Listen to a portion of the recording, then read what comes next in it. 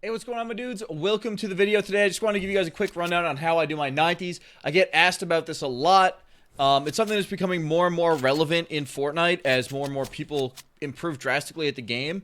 The main reason for it is a pacing thing, right? When you're doing 90s, it allows you to keep your momentum going. You don't have to stop, and you can just keep on going up and maintaining your momentum as you take the turns.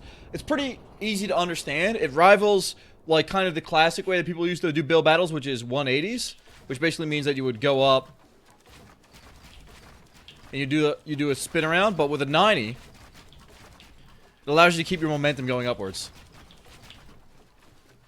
So let me show that again from the bottom.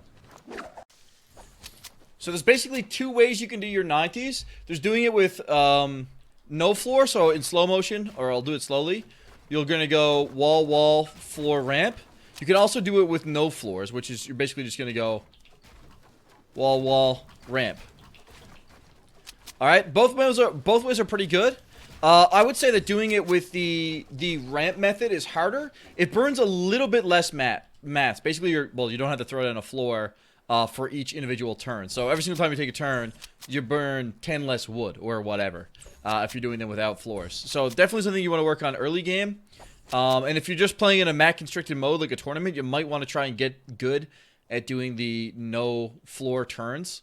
So really quick, the other downside to doing your 90s with no floor is every now and then you're gonna goof up and miss them, and I find that the wall floor ramp 90s are a lot more forgiving. So I'll try and Harry Potter myself, which basically means miss a jump. You get stuck underneath your staircase and you end up like Harry Potter. So let me just go. Damn it, I thought I was gonna do it that time. Alright, let's try it again. Nope. I suck at screwing up 90s apparently. There we go. Alright, so basically when you end up like this, you'll end up on this platform rather than like smacking here and ending up down on your ramp. Because your momentum, remember, is carrying out this way. So you're going to end up pretty low. So basically, all it does is when you miss a 90, you end up at a higher point. And that means that when you're in a build fight, you haven't lost that much ground. And then you can just come back out and keep your build up going. Do you know what I'm saying? Just something to consider. Yeah, basically it's a practice thing, but the thing you can work on is going in a playground mode and trying to do as many 90s as possible. 4 is kind of too much, but you can kind of work up to that, and if you're practicing, go for 4 90s in a row.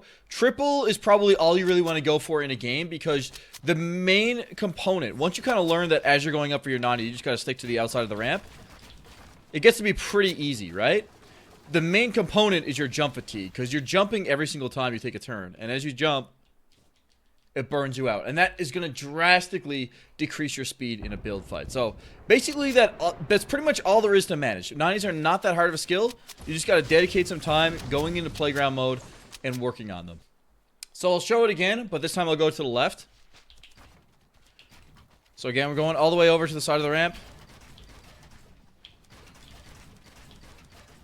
And 90s to the left are something I need to work on. As you can see, not quite as fluid as it is when I'm going to the right. But it's definitely something to work on. I think it's like the #1 skill you're going to go on for like a high-level build fight. But also don't underestimate the standard 180. The biggest problem with these, and the biggest problem with 90s, and why, to an extent, they are overrated in build fights, is that it's very easy to lose track of your opponent when you're doing 90s. Because you're basically just spinning around and pirouetting, right?